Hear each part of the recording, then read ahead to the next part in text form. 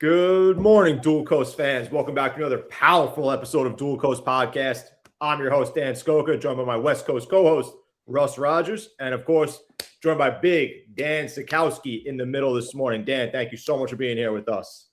Appreciate it, guys. Love the name, man. Big D. How long have you had that?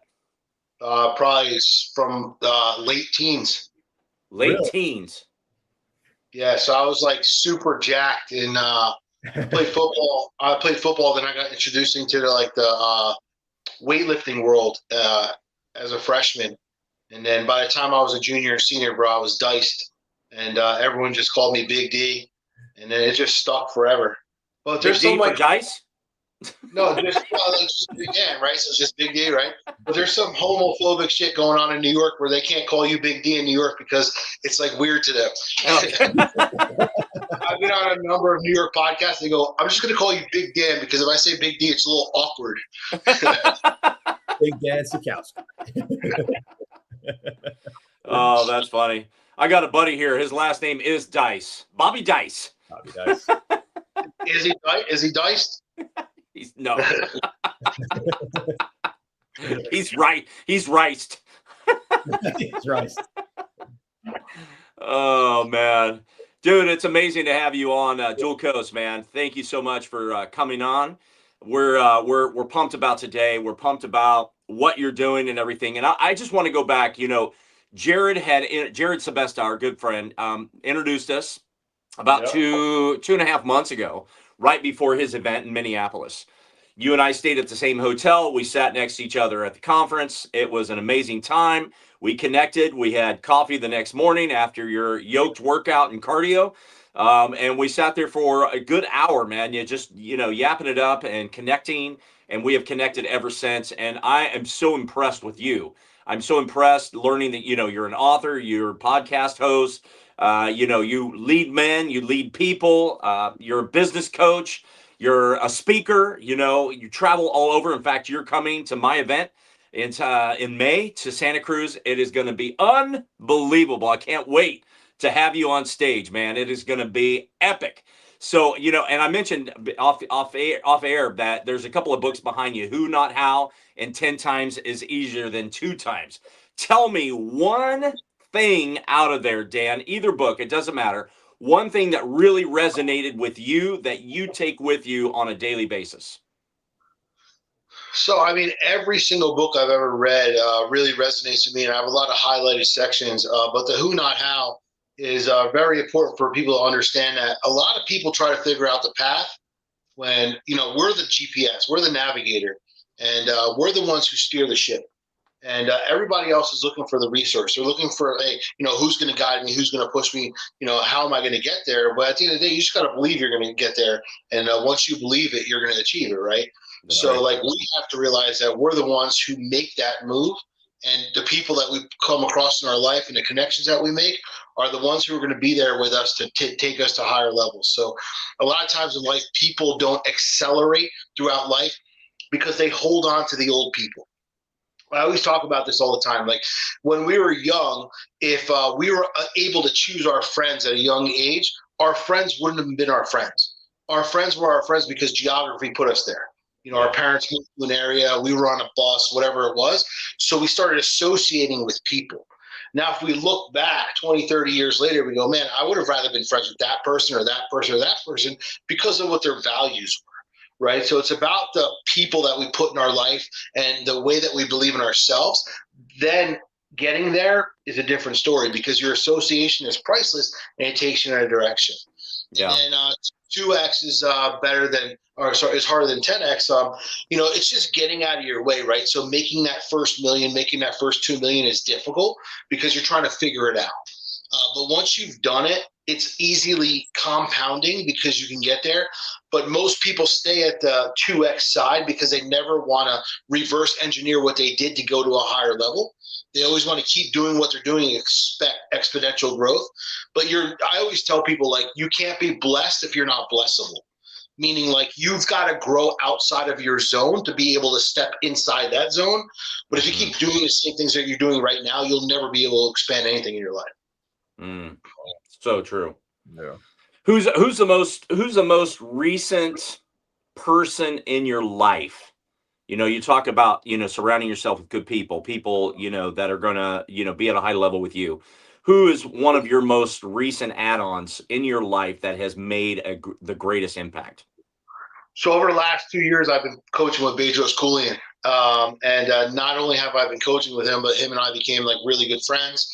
We now do events together. We actually have an event we're doing tonight live on the internet, just, giving free value. We're building a mastermind out in Florida. We just did an event here in New Jersey. So he's just somebody who's really impacted my life. I've worked with people all across the board. I've had different coaches over the course of the last 20 years. But what I find real value with him is that he's just like me. He's in the trenches with me. He's doing the stuff with me. I'm not dealing with his people. And here's what I call it as a coach. I get very upset when people hire people and then they got to deal with their people. Like, you want to deal with their resource. So I've been in situations where I've had coaches and I've got to go through filters to get to the coach.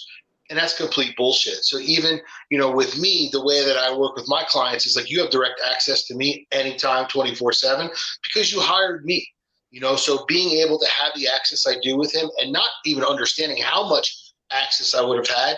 I mean, we were just texting this morning. It's literally, California time. It's totally different. And he's texting me 4:00 in the morning, hey, bro, we're going to rip it up tonight. You know what I mean? Blah, blah, blah, blah. We're just, catching up on what we're doing. So, I mean, to be able to have that availability, it's not like his assistant sent me a message, So just the value in the relationship and what we've been able to do and just knowing that real recognizes real. That's awesome. Yeah, that's awesome, man. Awesome.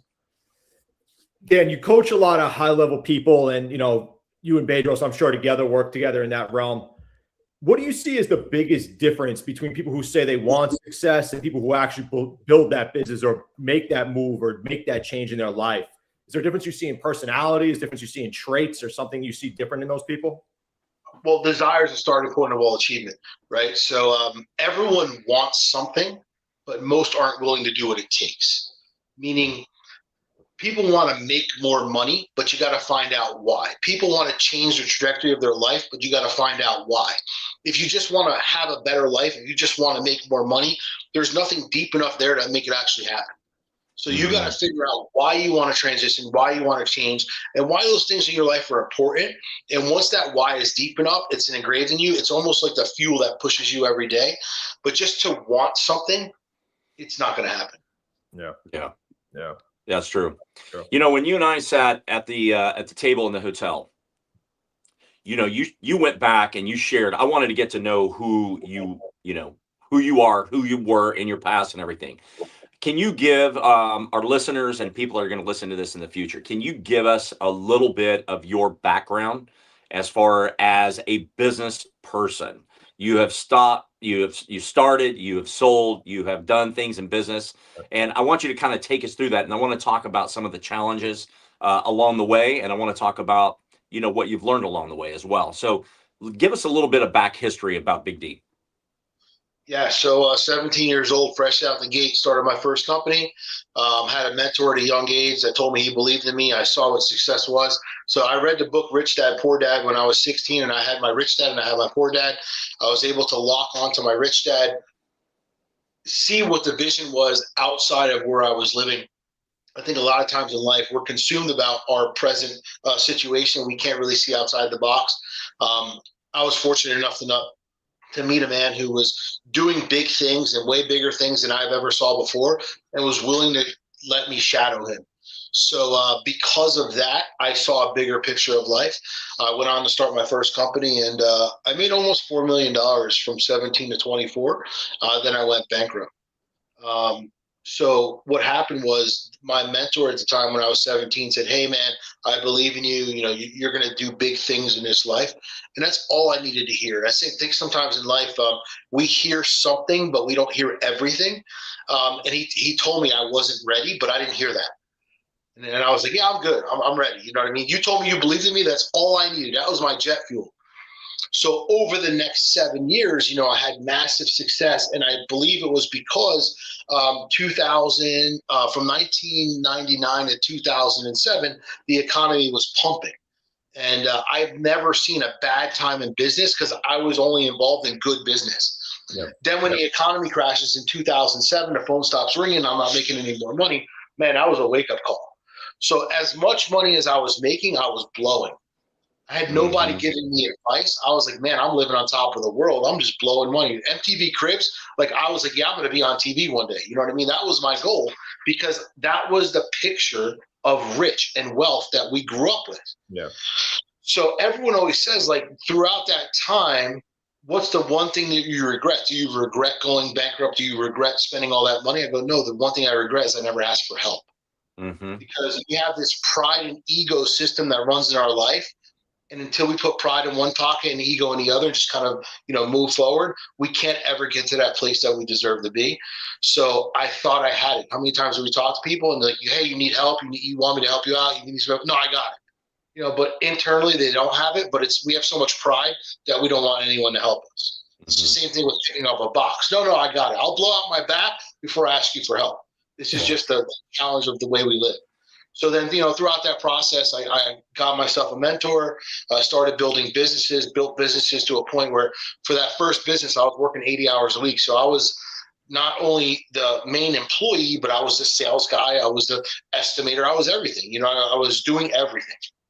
So I knew that wasn't the life I wanted again because I was burning out. So I started reading a lot more books in business about processes, systems, and developing all that stuff. So at a young age, I got involved in the system side of business. I knew that I had to have a culture. I knew I had to have the right people in place, and I had to build a team. So ultimately, most people don't succeed in business because they have employees. And when someone walks into your business and feels like an employee, that's exactly what you get. But when someone walks into your world and they feel like a part of the team, that's exactly what you get. Culture, and everyone thinks like, all right, well, this guy owns the business and this guy needs to be the best handle. This is the way business owners think. Like, I have to be the best, and if I could just find more of me.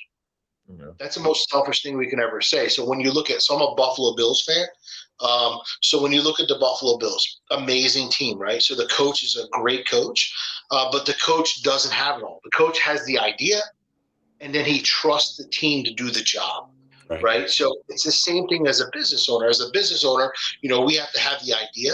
Then we got to put the right people in place that we can trust to get the job done. But most businesses never operate this way. And I knew that early on. And that's what I did for the next, 20 years was I built businesses on systems and processes, built big enough that I wasn't the bottleneck and I can get rid of these companies. Now go build another one. Wow. That's awesome. That's awesome, man. Dan, I feel like through that whole process, you kind of have to let go of an old identity through that growth. Was there a version of yourself you felt like you had to walk away from through that whole process to try to step into that new zone for yourself each and every time? Somebody you had to kind of, for lack of better words, kill off? Yeah. So, I mean, for everything that we do, I don't know if it's really kill off, but I think it's grow, right? So you're never going to become a better version of yourself unless you become better at what you are. And I think so many times in life, people challenge themselves to become better at things they're never going to be good at. So you have to find the one or two things that you're really good at and master them. So meaning we have children, some people are married, some people aren't. And I think oftentimes we look at other people and we try to make those people show up in a way that they'll never show up. So it's the same way it works for us. Our kids are going to be good at certain things and we have to allow them to excel at those things versus trying to make them good at something else. So as a business owner, you go, okay, listen, I'm good at this. I'm good at this. I'm not good at this. So if I put people in place here and I just become a better version of this, that's how it's going to work. So here's what I mean. I was in a bodybuilding world forever. I worked out competitively, I'm a younger age for many, many years. So I knew that some of my muscles weren't going to grow like some of my other muscles. Yeah. So I had to be okay with that. But what can I do to make sure that if I have this muscle that's developing the best way I can, that I can make sure it doesn't overlap and become too much bigger so it makes this muscle part, look out of proportion. So it's the same thing, everyone focuses, I have bad shoulders, and they overtrain their shoulders and they're never growing. Utilize the parts of your body that are going to be able to work for you so that you can have the advantage. So I always knew where my strengths were. My strengths were my calves. My strengths were my biceps. My strengths were my triceps. I was never able to get that super, super round shoulder, but I knew that if I got my chest right, if I got my triceps right, if I got my back right, which were easier for me, the shoulder would almost develop itself, right? So many people focus on the negative, focus on the positive, work, resilience, resistance for the parts in the life that you can become better at versus the things that just aren't working. But we focus so much on the things that aren't working, and it disrupts our growth. Mm-hmm. Yeah. Off air, you were talking about your knees, surgeries, different things like that. And we all, come across with different challenges in our lives. What kind of challenge did that create for you? What did you overcome it, and how did you apply that to your life in business? So my knee sucked, man. It was terrible for 15 years, but instead of complaining about it, I just lived with it. And, we can wake up every day and choose one of two things, move forward or blame why we can't. I still participated in things with my kids. It sucked. I still did everything I could. I couldn't jump off a curb because the pain was so bad. I had to walk upstairs slowly, but I didn't complain about it. People would be like, man, like you look so uncomfortable walking. But I learned to live with it because I knew there was nothing I can control. Every doctor I went to was like, hey, man, you're too young. We're not going to replace your knees. You're too young. You're too young. And they tried everything. Every insurance company rejected me, everything. And I just had to face the fact that I was too young. All right. And they're not going to do it. So I had to learn with how to live with it and be okay with it, but still push forward. The problem in life is we look at situations in our life, we allow them to paralyze us. I don't, but many people do. And they become, the identity of who that person is and why that person can't achieve something. So I just kind of go, okay, well, listen, I could be the victim of this circumstance, or I could be the victor of this circumstance. Whatever it is, how do I use it to the best of my ability so it's not going to break me down, but it's actually going to build me up? Yeah. I mean, listen, man, I'm incredibly grateful that my knees are done now, and I feel so much better. I do legs, like I can run. I couldn't run for years, but I still didn't let it slow me down. Now I'm just a better version of myself, and I don't have to deal with the pain I was dealing with every day. Not that you're going into a gym, and I know you work out at your own place, but you've gone to gyms in the past, and you've talked about balance in your body and everything. What comes across your mind when you go in and see somebody that has this massive upper body and chicken legs? That was me because I couldn't do legs. So knowing and that was me. I still did calves because I could do calves, and I realized, hey, listen, my legs won't grow as long as I wear shorts to my knee and I have some jack calves. Nobody will ever know. I could never wear tight pants. Put it that way. Not showing the quads. What I can tell you about the gym is there's guys in the gym that have no chest. They just have arms. They just have shoulders. They have no back because people focus on what they think is going to make them look good. Yeah. But your body structure works all together. And if you're working out doing legs, your legs actually help the rest of your body grow because it all works together. And unfortunately, after I stopped doing legs, my body was limited to the growth and development it can get because I couldn't do that. So, there's actually people who do too much legs, right? So you see some of these guys who are doing this squatting, deadlifting, they have fucking ginormous legs, you know what I mean, and a really small upper body. I mean, if you want to look like that looks completely retarded. But it's all about balance and, not overtraining or undertraining certain things. And it's like everything in life, right? So yeah, absolutely. I really love the fitness world because I was in it and I understand how everything plays a part. So it's like every day, your mind, your body, everything is part of execution. And if you leave something out, your day is never going to go the way it should. If you leave something out of your training, your body's never going to grow the way it should. So everything in life works the same way. It's just like your car. If your car had 3 wheels, you're not going to drive, right? So everything has an operating system, business, life, our body. And if we don't follow the map, it's never going to go to its fullest potential.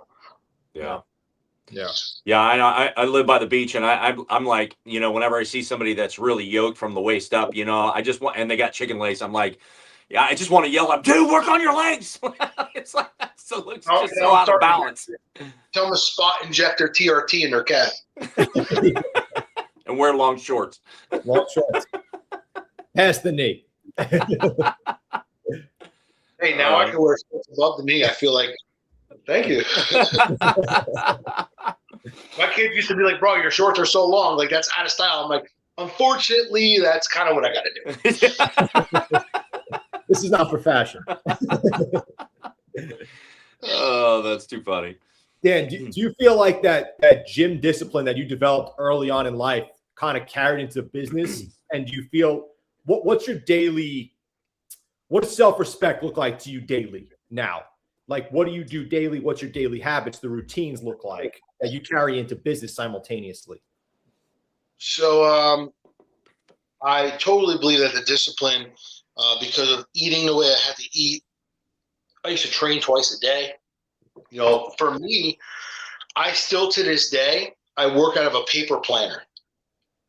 Okay. My entire day is scheduled on the hour. I know what I'm doing. I have a Google Calendar too. My assistant will put everything in there. I mean, bro, all I see is a whole bunch of boxes. To me, that shit makes me crazy.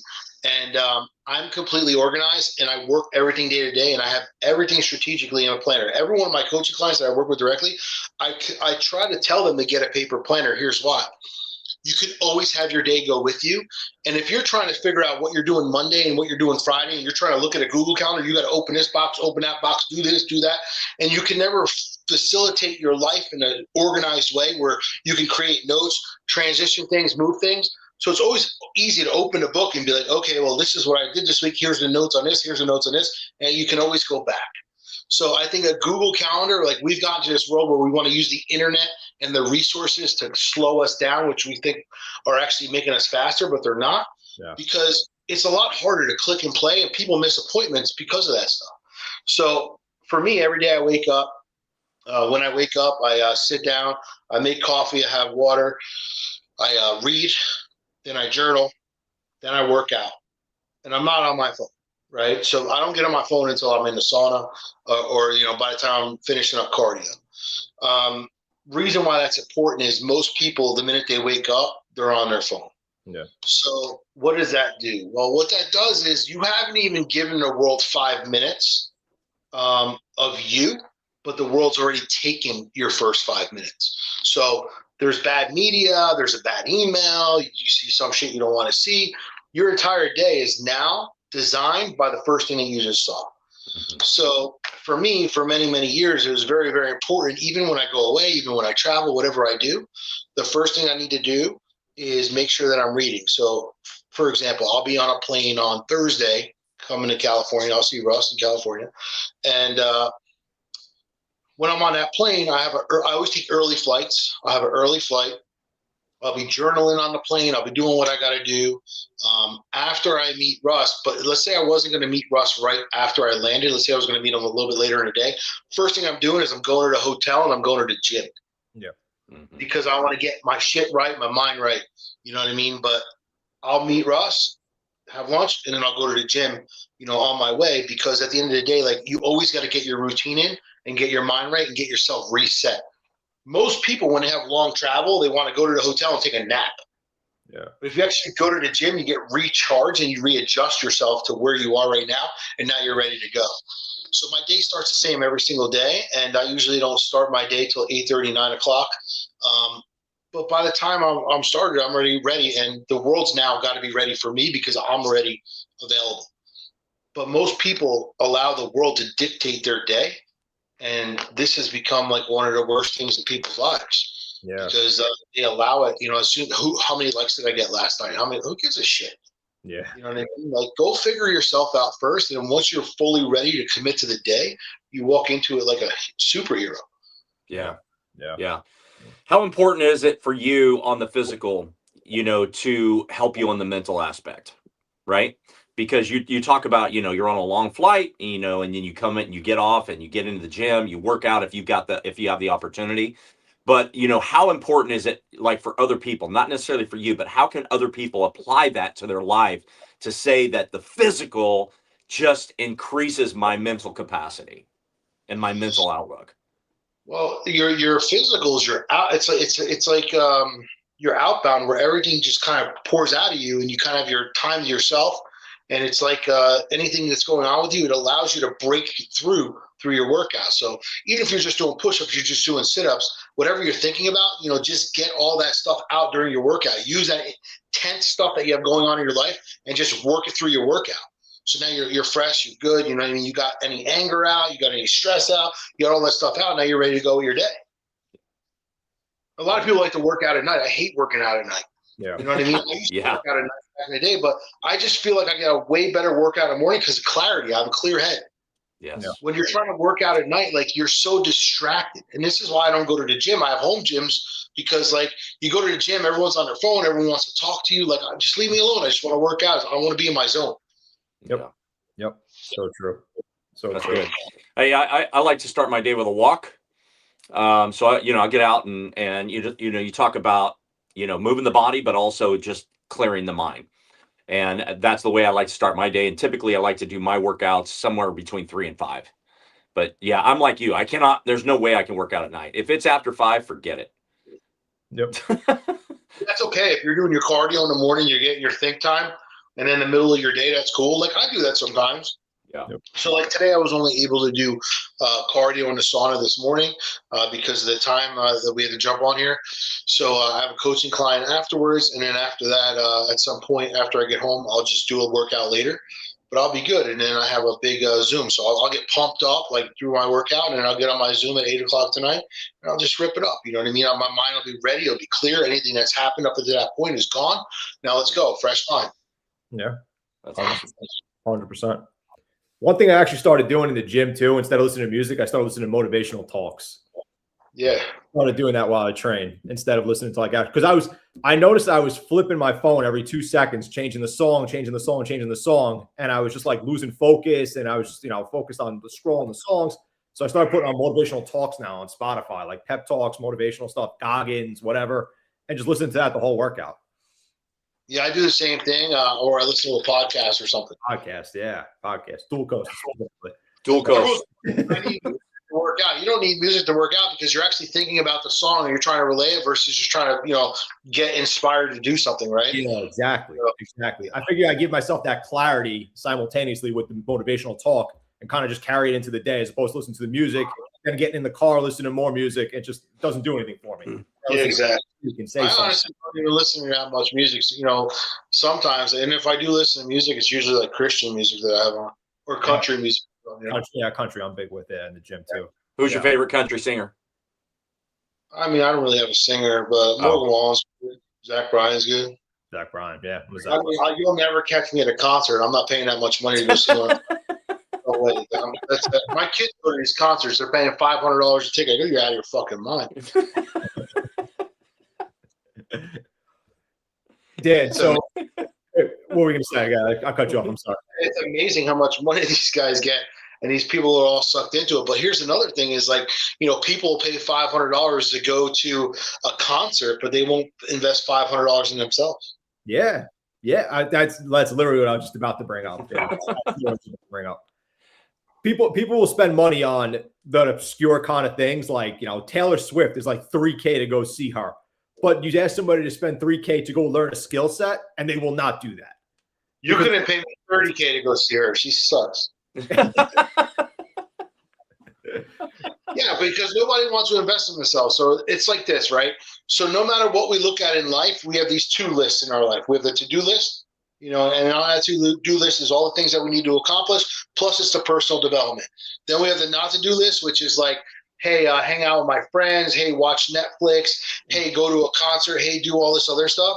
And people want to complain about why they're not growing over here. It's because they're spending all their time and money over here. Yeah. It's actually good, practice to do. We're writing down different things, journaling different things like, I want to be here, not here. I want to be here, not here. And I feel like that's overlooked too, is journaling something I'm trying to do more often also is, tell myself the goals, talk to myself, say what I want to do in the morning, what I want to achieve, where I want to be in a year. I feel like that's very overlooked now. People don't really do those type of things. Yeah, I think starting your day off with gratitude is the most important. Like, what are you grateful for? Because a lot of times in life, listen, we all have challenging things that happen in our life. And it's always nice to be grateful at the time that life is good. But even in those bad days and those bad times, if you still have moments of gratitude, it actually helps you get through everything. Yeah. Yeah. Sometimes I'm, even grateful for the lessons that I'm learning, the trials that I'm going through, because it's teaching me or helping me grow, to another spot. But people don't look at it like that. Yeah. Yeah. Yeah. Our buddy Jared, he always starts his day with gratitude walks. Gratitude out on his property, out in Minnesota. He gets out there and he goes, oftentimes I'll just get out there and, he's like 6'6", I just raise my hands, spread out that, those wings, and just, give gratitude in the morning for everything, because, you don't know what the day holds. You don't know what the challenges are going to be. You don't know what, the beautiful things that are going to come into your life, so, give gratitude each and every day. Absolutely. Yeah. Dan, do you feel like as you've grown more in business and success, do you feel that life's become more isolated? Do you feel like it's become more isolated or quieter, or you think it's gotten more louder? I don't know if I would say isolated. I would say, but and I would definitely say not louder. I would say it's become more calm. Calm, yeah. Because you're still doing things, you're still moving, but you're moving around people who have a common future, and it's easy because there's no frustration. Yeah. Right. So as you're growing through life, there's a lot of frustration with where you're at. And when you're stuck around people who don't have the vision and people who are trying to hold you back, there's a lot of noise. There's a lot of chaos. Yeah. And there's no alignment. But as you start to grow and you start putting yourselves in rooms, putting yourself around people, the energy is just different. Proximity is power, right? So at the end of the day, when you start spending time with people who are growing, conversation, you're not fighting for a conversation. So meaning, like, if there's a wedding coming up, or there's a birthday coming up, or there's whatever coming up, I probably don't want to go. And the reason why I don't want to go is because everyone's going to sit around the table and talk about what we used to do. Yeah. And for me, it's painful. Unless I'm going to and I'm talking about a family member or like an old friend. But if I go to a wedding or something for someone that's in my life today, I know that the players around the table are going to be a little bit different. Yeah. Right. So I don't want to go to my 20th year reunion because what do I want? What am I holding on to? Yeah. If you hold on to which is small, you never get which is large. What are we going to talk about? How we used to get in trouble? How, I almost got arrested. Who cares? Yeah. That's irrelevant. Yeah. But this is the kind of conversations that we have. And a lot of times with our family, depending on how you grow up, these are conversations you have around your family because they don't have the same vision as you. They don't think the same way as you. My mom's always like, "You're crazy." You know what I mean? Like, when do you slow down? Like, but I don't slow down. I don't. You see things that people don't see. And that's why it comes together. Like me and Russ have this conversation all the time about putting yourself in the right rooms. Like you just said, you want to put yourself in those conferences with like-minded people and surround yourself with those people and kind of, I hate to say this, but let go of the people who aren't in that same mindset as you. I'm sure you throughout the process have lost a lot of friends along the way and people who used to talk to and everything, people who were close to you. And kind of me, the same thing, in all honesty. I stay more isolated now. That's why I asked that question, because I feel like the group around you becomes a little bit smaller, but more like-minded simultaneously. Yeah. So I think what we realize in life as we grow is we don't really have friends. Yeah. We have associates, and then we have a couple close people to us. Mm-hmm. Because if we're evolving all the time, those friends, unless they're on the same journey with us, are always going to be replaced. Yeah. And people take that as pain. And I go, listen, you still love your friends, if that's what you want to call them. You still love the people in your life, but you can't love them enough to be held back. So yes, there are people I talked to that 5 years ago that I still talk to. Do I spend as much time with them? No, because I'm spending time with people who are elevating me now. Maybe those people were part of my past. So I think at the end of the day, when someone's like, "Oh, I've had the same friend for 30 years," well, there's a problem there unless you and your friend are going in the same direction. And oftentimes, is neither one of them is growing. They're on an equal playing field. And for me, it's like, hey, I don't want somebody to hold me back. Listen, if my friend's going to elevate with me, I'm down with it. And, every single person I've been around for the last 10 years, every single couple of years, it's kind of like, okay, re-engage, filter, re-engage, filter, re-engage, filter. And you just start spending time with people. Like I'm spending time with people today that are making more money per person than 10 people that I used to hang out with 10 years ago. You know, so it's like the difference, but people want to hold on to this and they feel bad. You can't feel bad. Yeah. You know, you got to love your life enough to know that your life is designed by you. Yeah. And if you allow other people to dictate your direction because you're connected or they don't want to let you go or you don't want to let them go, you're going to hold yourself back. You're never going to evolve. Yeah. Yeah. It takes a mindset shift on your part too. Yeah. You know, with those close, go ahead. Eagle, right? So when you look at the eagle soars alone. The eagle has a baby. After the baby is born, the eagle drops the baby, right? So it becomes, you know, independent. So growing up in life, so if you go look outside in the spring, there'll be a whole bunch of birds flocking together. They're the minority, right? They're the majority of people in the world, mediocrity right there. But then the eagle soars alone, right? But then the eagle will see another eagle and they might have a bond. So at the end of the day, you got to find those eagles in your life. If you want to soar with all the pigeons, you want to soar with all the birds, like that's cool, but you're never going to outgrow your circle because that's where the whole world wants to keep you. Yeah. Yeah. You know, when you're talking about your close knit group, let's say it's 3 to 5 people that's close to you. What are some of those qualities that are in those people that you really not just admire, but like these are things that you want to have in your own life if you don't have them already? Well, personal responsibility. They all take responsibility for their life, for where they are, what they're doing. Personal development. They're all playing a part in becoming better every single day. Personal relationships, making sure that they value the relationships of people that they're around, and they're setting the right examples. Meaning, like when you hang out with lower hanging fruit, they don't do as they say. Mm-hmm. They say they preach because they hear, but they don't participate. When you start hanging with people who are at higher elevations, you actually see them preaching and practicing the same thing. And really, these people, like, they have their values together. Listen, we're all screwed up. We all have shit going on in our life, and none of us will ever be perfect. And when you're down at the bottom, everyone wants to point out what's wrong with you. But what's awesome about hanging out with people who are elevated is they're like, hey, Dan, listen, I just want to be honest with you. Here's what I want to talk to you about.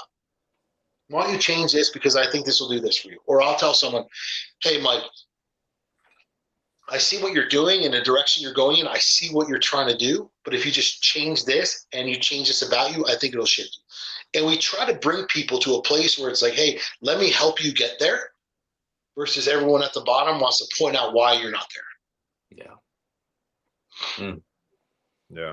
We're all screwed up, right? So everyone, listen, I always tell everyone, like, you can't give advice to someone who's more screwed up than you. Get to a place where you realize, hey, I'm just as screwed up as you, and I'm growing with you. Now you can adjust and help each other. But the lower hanging fruit always wants to sit there and critique you, criticize you, talk about you. And that's not what life's about. Yeah. Oh, it's absolutely true. It's absolutely true. I feel like that's where you got to kind of take that risk also and just not care what people think and just try it and give it a shot and stuff like that, because you can't let other people's opinions hold you back, you know? You follow my Instagram, you know I don't care what people think. Yeah, no. That's how you got to be.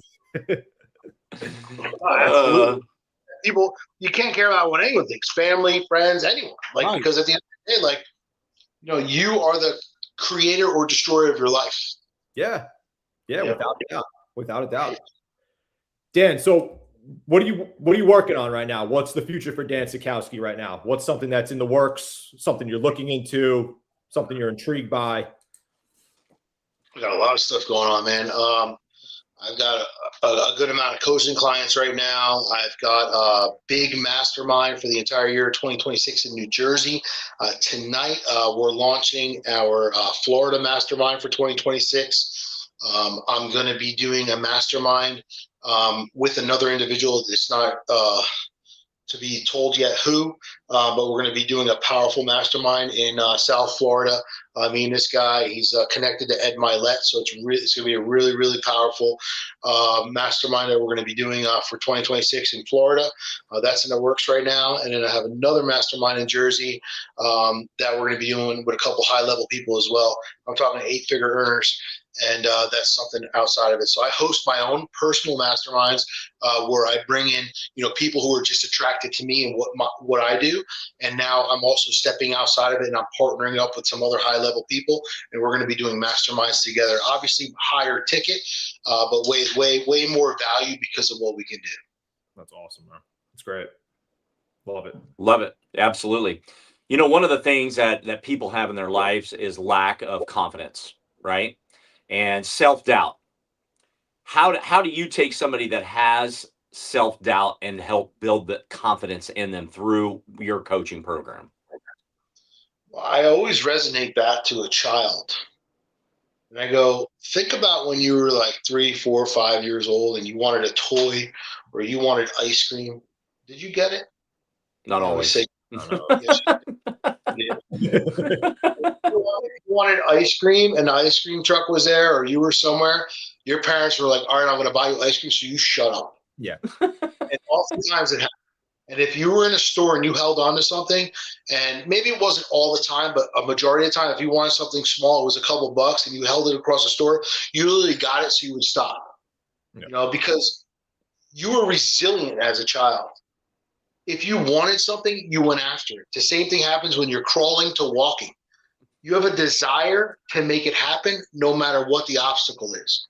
Mm-hmm. So when you're a kid, you start dreaming of this, oh, I want this car, right? So when I was young, we went to the boardwalk and we had these gold frames. I think I had like a Lamborghini and a gold frame and a monster truck.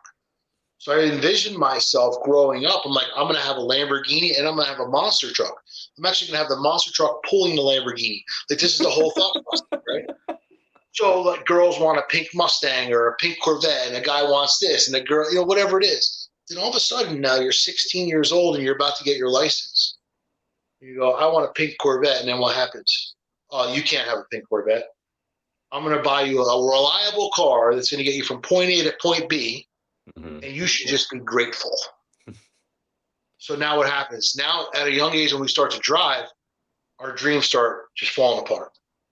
Now we wanted to be, in a spaceship. I want to be, an astronaut. I want to do this. I want to do that. Hey, why don't you just go get a job? And we start getting conditioned in our early teenagers of how we should live life based on what other people value. And all of a sudden, we just stop dreaming. We stop fighting. We stop going after what we want. So I take everybody back to that place of, who were you? Who are you? And who do you want to be? And if we can just eliminate the middle section and realize, like, hey, this is permanent if you believe it is, but this is temporary if you truly believe that you desire to be here, right? So most people become paralyzed to the fact that this is life, right? So how many people do you know? They wake up every day and they do the same thing over and over again. They just complain about it, like, same thing, same routine. They work for Friday, they work for Saturday, now Sunday. What is it, like 90% of heart attacks happen on Sunday and Monday because people know where they're going, right? So if this is the way you live, they often say, well, people die internally at 25, but they just don't die in life until 70 because they just kind of give up. So I try to bring people back to this place where you once believed you can do all this. And what happened? What stopped you? Now we have to get all of that inner stuff that you believed about yourself out, and let's get back to this place. Because if you believe that you could truly be something or be somewhere, you'll be there. But if you don't believe it, you're never going to achieve it. And that's what happens. People stop believing. That's powerful, man. That's powerful. Big D. We'll finish out with this one real quick, but we have a saying or a quote that we close out every single show with, and that quote on it here is, wellness is not about perfection, it's about progress. What would you say that statement or that quote means to you? We say wellness? Wellness is not about perfection, it's about progress. Oh, of course. I mean, listen, you're not going to wake up and be the healthiest man in the world. You're not going to wake up and be the most fit man in the world. You got to keep working on it. And by the time you pass, you're not going to be the most healthiest. You're not going to be the most fit. But as long as you're working every single day, what do they say? 1% better, right? So as long as every single day, no matter what it is, whether it's your mind, your body, whatever it is that you're trying to connect, make sure you're doing something to become better. So that when you lay your head down at night, you don't say, I wish I did this. too many people focus on the what they can't versus the what they can. So another thing I teach my coaching clients is there's two words that we don't use. We don't use the word try. So we're sitting in a new year. Today's the 13th day. They said, well, last Friday was like give up day where everyone gave up on their dreams already. So prior to the new year, everyone said, I'm going to try and lose weight. I'm going to try and make more money. I'm going to try and do this. I'm going to try and do that. Try is an excuse to say, okay, listen, I did it. I participated. It didn't work. I can go back because I tried. Try doesn't exist in success. You'll never, because, extreme athletes, they don't try. They execute. Mm-hmm. Successful business owners don't try. They make it happen no matter what. Right? Then the other word is can't. Can't isn't even a word in the dictionary. People create limited beliefs on themselves and tell themselves they can't do something when can't's not even a word. I say you may not be able to do it right now, but how do we create the place or space so that you can do that in the future? Right? I can't afford to go here. You never will. I can't do this. You never will. I can't provide for my family. You never will, because it becomes a limiting belief. I may not be able to do that right now, but one day I will. It's a totally different conversation. Wow. Very well said. Love it. Big D, where can people find you? Go find me on Instagram is my biggest platform, Big Dan Official.